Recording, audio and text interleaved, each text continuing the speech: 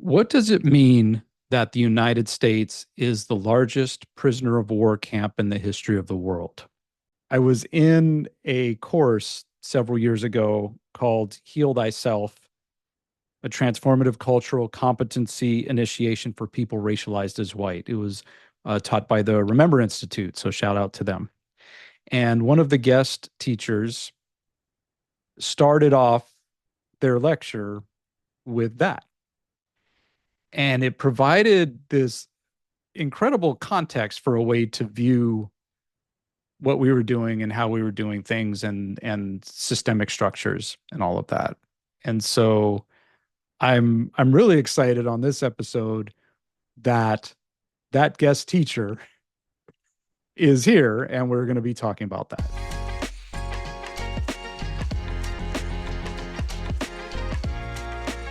Hello, everyone, and welcome to Conversations for the People with Matthew Solomon. I'm Matthew Solomon, and I'm very excited and honored to have as our guest today Dr. Herukhuti Sharif Williams. They have been a teacher of mine for the last several years. We've had the opportunity to spend time together. And I don't really want to say much because there's a lot we're going to get into. So I will say Dr. Herukhuti has a PhD in human and organizational systems with a concentration in transformative learning for social justice, incorporates art and activism in so many different ways. And I don't even want to say anything more because I know we're going to cover all of that. So please welcome to the show, Dr. Herukhuti Sharif Williams.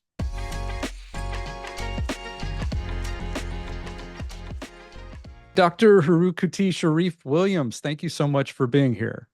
Thank you for having me. I appreciate it. Yeah, and just to share a little bit with the folks who are watching and listening, like we've known each other for a few years. I've had the honor of being a student of yours in in different circles, and then I had the honor you invited me to screen Reimagining Safety about a year ago at Goddard College, and we got to hang out and spend time together. And so I really appreciate you taking the time. And yeah, so thank you. Well, thank you. I really appreciated the work that you did on the documentary. It aligns so much with my work in terms of thinking about the carceral state and the United States in that context. So yeah, definitely appreciate it. Yeah.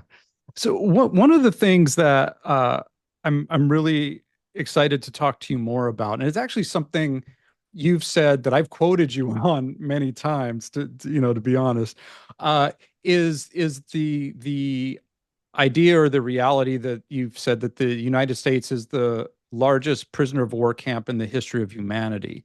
And Mm, so I kind of mhm. want to just jump in right there. Like, what does Yeah. that mean? What do we do with that? Yeah, sure. So this comes out of my reflection on how the United States came to be. Hmm. And in that context, the United States was founded upon the land theft and genocide of indigenous folks, and the kidnapping and forced labor extraction of African folks. That's how we talk about the 1619 project, talk about the founding of those original colonies, and then through war, the creation of the United States. That's the foundation of the United States. The land theft and genocide of indigenous folks, and the kidnapping and forced labor extraction of African folks. That these 13 colonies that then later became states were founded upon that economy, were founded upon the economy of settler colonialism. So Europeans coming to the quote unquote the Americas and taking over land and pushing out folks who were here prior, and then bringing these folks from Africa to build up the land as slave labor, as chattel slaves. And so in that context, I think about the United States as a prisoner of war camp, because you have the indigenous population who experienced land theft and genocide, and had to endure that in the context of their home, their land. and these African folks who were kidnapped and brought here and taken from their original land and brought here to build up what we now know as the United States. And there is no better metaphor to describe that to me than a prisoner of war camp. Mm, And when I use that metaphor, it helps me to then align myself with the conditions and align not in a sense of be acclimated to it, but actually to not be acclimated to it. To recognize myself as a descendant of prisoners of war, to recognize myself as a prisoner of war, and then to navigate and negotiate the space accordingly. And that's what is important for any of us as we exist in the world, as we live our lives, is to figure out, okay, who are we? Where are we? What do we want? Right? mm, And so in that context, I am a prisoner of war in a prisoner of war camp who wants freedom, who wants freedom for me and my loved ones, who wants liberation for me and the communities of which I'm a member. And once I have the answers to that, then I can plot out and plan out what next and what to do in that context. So I'm when somebody comes to me and talks about, oh, you should vote, and voting is like, okay, wait, who am I? Where am I? What do I want? And so, how is voting going to achieve that for me? How is this new product that people say I should have because it's marketed for quote unquote my demographic? Okay, how is that aligned with who I am, where I am, and what do I want? The a relationship, this relation, how is that aligned with that? All of these considerations get then measured against or uh, compared against that reality. And it gives me a way to respond and make decisions based upon that context. mm. Thank you for that. And one one thing, because you were talking about well, like the context of it. And I know this has come up in conversation before that we are all either prisoners or playing a role. So even, me being white, there's some role that I'm playing. And in a prisoner of war camp, there's the prisoners, there's the people they're the guards, people who are cozying up to the guards for favor. And so I wonder if you could get into that a little bit Yeah, too. exactly. And you're exactly right. You see, once you start to use the metaphor, you begin to um, have the dynamics reveal themselves with greater meaning. And so, yeah, there are the folks who are imprisoned. There are the folks who are imprisoning, who are also imprisoned. Being a guard in a prison imprisons you, right? Because Mm, it puts you there then in a particular role of a guard, not a person who then has their own purpose, their own meaning, their own attachments, considerations, but you are then forced to play a role yep. as a guard. And even as a prisoner, you are forced to play a role. And one's own liberation is then tied to one's resistance to that role in whatever position you are in the prisoner of war camp, and in how that plays out in your actual relationships, in the actual dynamics, in your actions. So there's an internal liberatory process as well as an external liberatory process that goes along with deciding that, yeah, I'm not interested in playing this game. I'm not interested in being beholden to the rules that have been set up by those who've created the prisoner of war camp. So I actually get to exist outside of the confines of those limitations if I choose to. Right.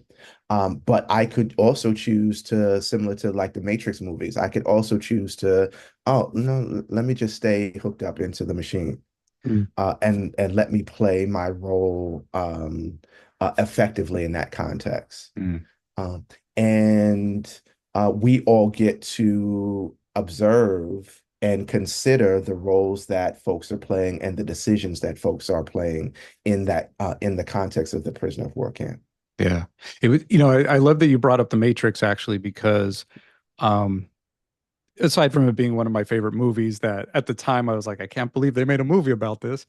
Uh, One of the things in my work in transformative social change is I'm always like, well, how do we wake people up, or how do we get people out of this, or get Mhm. people aligned? And the scene with Cypher where he's talking about eating steak, and he's like, I know it's not real, but basically he's like, I don't care that it's not real. Mhm. Yeah, yeah, yeah, yeah.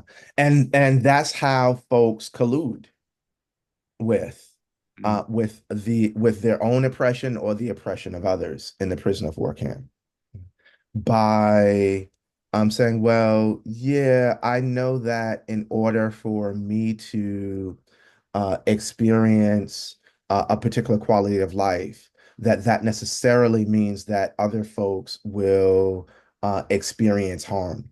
We talk about, for example, the mineral mining um, that that currently exists in West Africa. Um, I've just been just coming off of my third trip to Ghana, and right now there are huge protests in Ghana over the illegal mining of minerals, in particular gold, led by the Chinese government in this current and Chinese interests in this current um, manifestation of neocolonialism. But historically, again, Ghana was called the Gold Coast mm, because European nations saw that as a source of gold, and saw it as a source of human beings as well. The Ivory Coast became the Ivory Coast, similar kind of thing, because Europeans saw it as a source of extracting ivory.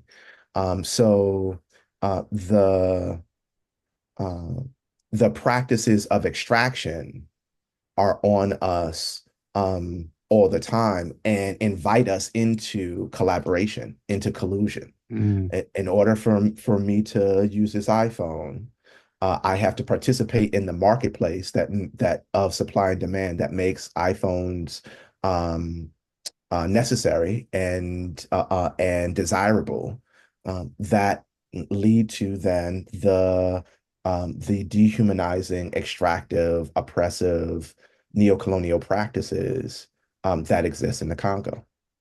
You know, mm, and before it was the minerals, it was rubber. We talk about the Belgian King Leopold and the Belgian government and the extraction of rubber used for tires and other uses in the Industrial Revolution. Again, so it's continuing on. yeah. And that's also a part of the power of the metaphors to recognize that these things are 400, 500 years old in Mm. terms of the systems that we're dealing with, that have placed us at odds with ourselves and with each other. Wow. Yeah, and so I mean, I think this is a really great segue into your work, and I would love to know, coming out of the United States as a POW camp and all of that. Like, so yeah, tell us about your work and how Mm. that connects. Yeah, so my work is at the intersections of art, culture, spirituality, and embodiment. And that has taken many forms over, let's see, a 40-year Yeah. career. I started in activism actually when I was 14, because The fight for justice and liberation is one that my family, on my mother's side anyway, really, really has taken up intergenerationally. So we have a number of activists and organizers and people who have done the work to contribute to that long arc of justice and freedom being realized. So yeah, started when I was 14, and now in my 50s. That work has been over the last 30 years, both at the intrapersonal, so what's happening inside of people, as well as relationally and socially. Uh, I use techniques from indigenous knowledge traditions, particularly African. Initiated Kemetic priests, Kemet being the name for ancient Egypt. So using ritual as a liberatory space, as a decolonial healing practice with folks, inviting people into a relationship with spirit, with the universe, with themselves that gives them center and groundedness and purpose.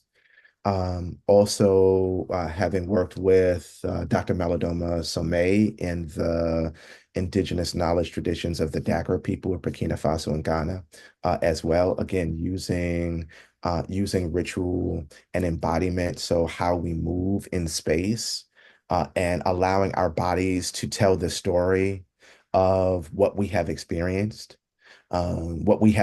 personally, what our ancestors have experienced intergenerationally, and creating then the space to heal that trauma, creating space for us to access ancestral wisdom, to access the healing from nature, to um, to rewire and to scrub energetically uh, the um, the remains of settler colonialism and imperialism and white supremacy, capitalism, and cis heteropatriarchy. And as well to create opportunities for futuring, for dreaming, for conceptualizing what existence can be like outside of the oppression, outside of the matrix of domination, outside of the prisoner of war camp as well.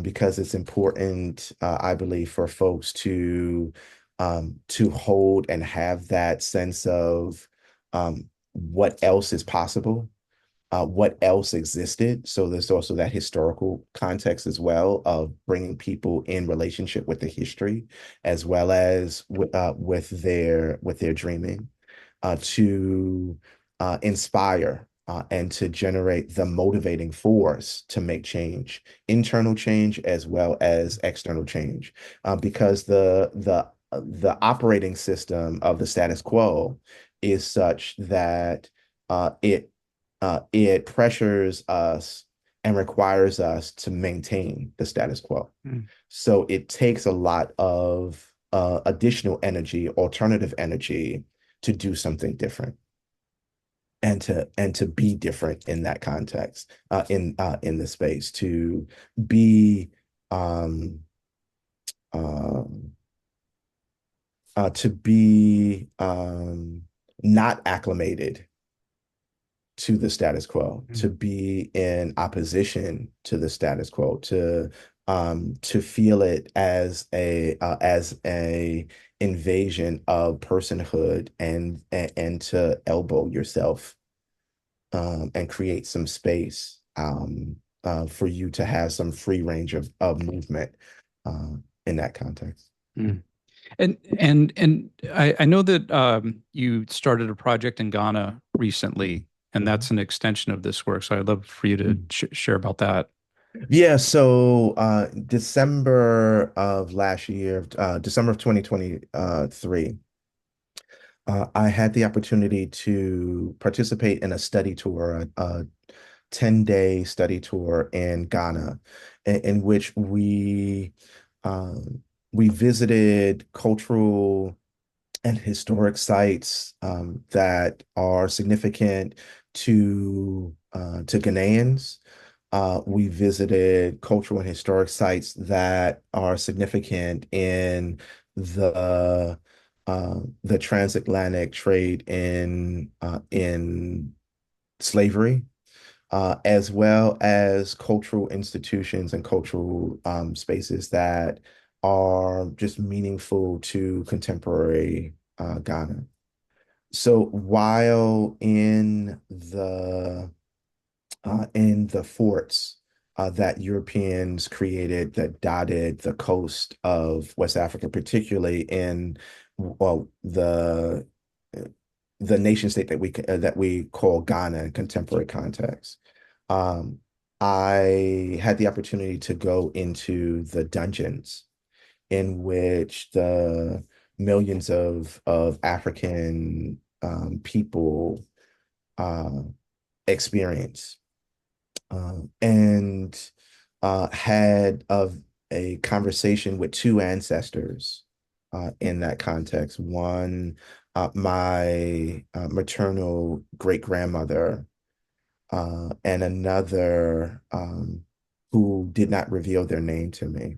But they gave me a charge to repatriate my family Mm. to Ghana.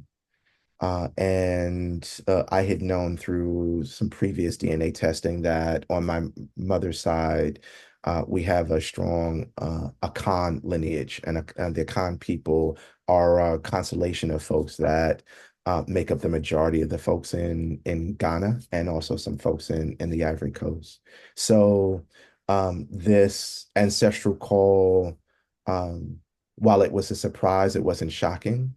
But as someone who has practiced in traditional African spirituality for several decades, it's like, okay, cool, that's what we got to do. Mm. All right. Wasn't expecting that. I was just on this tour and studying stuff and learning, but okay, there's more to do here. There's a more of a relationship. Like, whoa, okay. And so that then began a process for me of reflecting, okay, so what is this call really about? And recognizing that it wasn't just about my blood family or even my chosen family, but it was about creating a bridge for the diaspora, Mm. to be able to establish relationships with continental Africans, and in this context, Ghanaians, to learn how to be cousins again, Mm.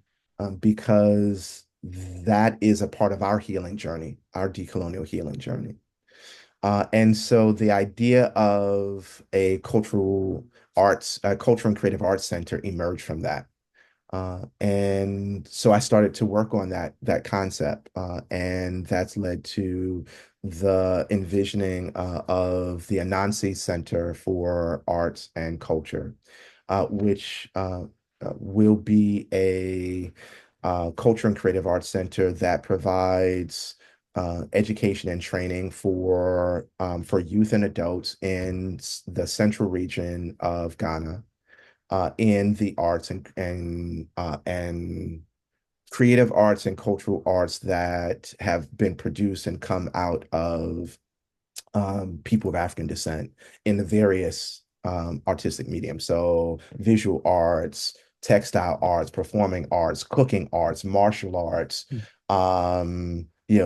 all of the, like, a broad sense of art in that context, as well as a artist residency where we'll bring um, Black artists from the diaspora, as well as continental artists together in the site that we're building, uh, for um, for these residencies, where they will be engaging in ritual, they'll be engaging in contemplative and embodied practices, along with visiting these various cultural and historic sites, and using those modalities as well as their artistic practice to process that experience Mm. and to reflect on the impact of settler colonialism and imperialism and white supremacy and capitalism and cis heteropatriarchy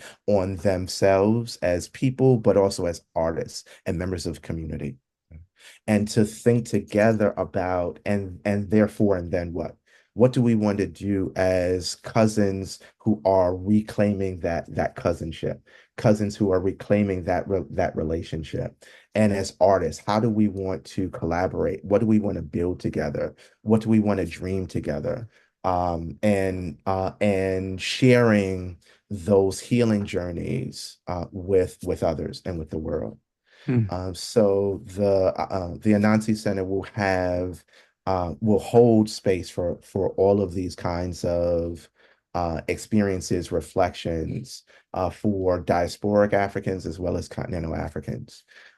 So we are really, really excited about the that prospect and the project.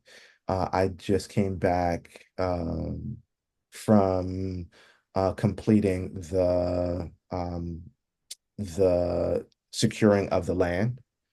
So we have 2 acres that we're going to be building on, both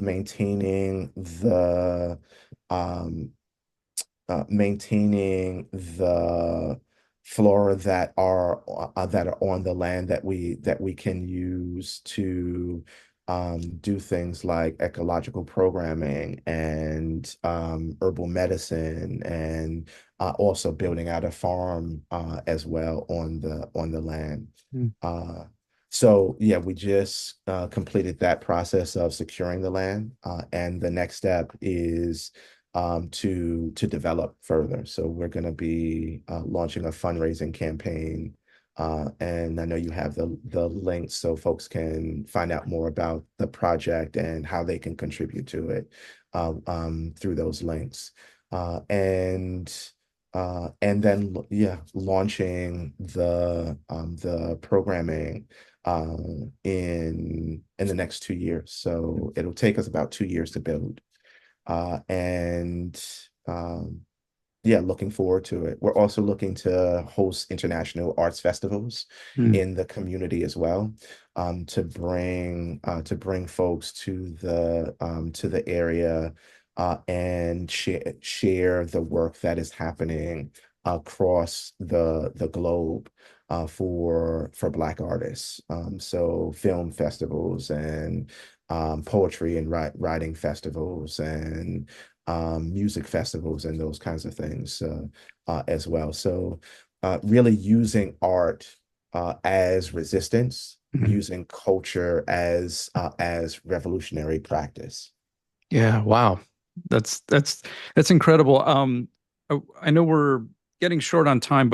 I want to get into uh sort of the what's next, what's on the other side. But before we do that, how can people follow you and connect with you? And we'll put all that in the show notes, of course. But Yeah, so folks can reach out to me through Instagram, Dr. underscore Herukhuti, Dr. underscore Herukhuti. You can also do a search for Anansi Center on Instagram. We have a page on Fractured Atlas. Fractured Atlas is a site that supports artists who are engaged in this kind of social engagement and social change efforts. So mm, you can look us up on Fractured Atlas. Again, Anansi is spelled Anansi, and find out more about us in that context as well. yeah, awesome. Awesome. So then, the next part. So, I started the podcast to as an extension of the panels and the discussions, following reimagining safety screenings, because I've always really been into, okay, well, what's next? If not this, then what? And so when, getting out of the prisoner of war camp, what does it look like? And uh through my own journey as a student of decolonization, uh, and I've talked about this on the podcast before, like we don't really get into the impact, and I think some of that is really more of a you kind of have to take that personal journey and be in community with black folks and Chicano folks and to really get a sense of what's happened to communities under the name of imperialism and colonialism. And then the work that you're doing, and especially with infusing arts and activism, like what can a liberated society look like? Mhm. Yeah, so I am really interested in creating space where we get to unpack and work that out. Mm, And a part of the reason why I say that and hesitate to articulate a specific is because I recognize, and Frantz Fanon talked about this, Frantz Fanon, the great decolonial psychiatrist and revolutionary, um, Michel Foucault talked about this as well, that for those of us who born and raised, grew up and fed on the diet of the prisoner of war camp, mm, we've internalized those values. So the oppressor is not just external, the oppressor is also internal, the oppressor is also inside of us. And when we imagine alternatives, those imaginations, those alternatives are still informed by those values. Right? And so part of what I am interested in doing is co-creating space where we get to experiment, we get to play and create and find out and then do some critical reflection. Like, okay, all right, well, yeah, that had a liberatory aspect to it, but that piece over there, that actually was a replication of some mm, stuff, and we actually, yeah, so we got to tweak that, and so doing that kind of work because I don't believe that um, the liberatory futures can only exist on the page or only exist in an utterance, that there has to be the work involved, the praxis, mm, the theory and practice, the working through it to make it a reality. But I'll say that for myself personally, what I am seeking is places, space and time to experience myself in the fullness of who and what I am. And to do that while others around me are doing the same thing.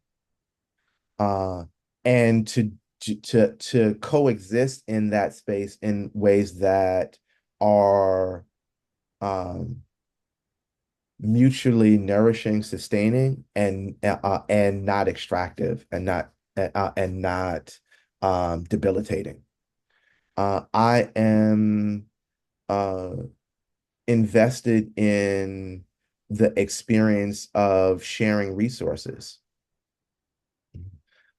in a way that is also mutually nourishing and sustaining. So this notion of scarcity and competition, uh, yeah, don't hold meaning for me in this liberatory context. That there is enough for us to be nourished, and we just have to find ways to do that mm, together. That this space and time creates opportunities to experience pleasure and joy, because uh, those are necessary for again, speaking for myself, for my growth, development, survival, health, and well-being. Um, yeah, so those are some of the pieces, some of the elements that for me make up um, a liberatory future that I'm interested in experiencing. Yeah. Wow. Thank you for that. And I just to add one thing that I got from what you were sharing, it's, there's a tendency, and I think you said this earlier, like to replace one, I'm paraphrasing, but replace one system with another, or okay, Mhm. we're not going to do this, so we're going to do this now. And what from what you're saying and how it lands for me, it's liberation is a living, breathing thing that's not, there's not one way to do it, and it's an experience, and it can be different things at different times, and having uh the I don't know, the access, the ability, the space to be able to explore what that is in any given Mhm. moment Mhm. Mhm. is what I'm And taking away from that. yeah, and the accountability piece I think is so Yes. important as well. It's Yep. the being able to learn from the play and incorporate that new learning in adjusting and in growing and in making iterative changes. Yeah. Which Yeah. is also uh, the practice of an artist from my perspective as well. Mm, Right. yeah. That the artist is about, okay, you try something out, you have some inkling or some inspiration, some gesturing towards something, you start and you consider what you've created and you make adjustments like, okay, yeah, no, that's not quite it. Need Mm, to, okay, no, make another adjustment until you get to this place where you land, okay, yeah, I'm good with this for now, at least. yeah. And then again, you take that wisdom into the next. Yeah. Wow. Thank you. Thank you so much. Dr. Herukhuti Sharif Williams, thank you so much for being here. It's been an honor to have this conversation with you. Likewise, thank you. It's been a pleasure, and it's good seeing you again. Yeah. All right. Thank you so much for joining us, for watching, for listening in. Follow Dr. Herukhuti Sharif Williams, support their work, and make sure you watch Reimagining Safety. Go to reimaginingsafetymovie.com for all the updates on where our screenings are going to be. And for Conversations for the People, like, subscribe, share, do all the things that help support and keep us going. So thank you again for listening and watching Conversations for the People. And until next time, all power to the people.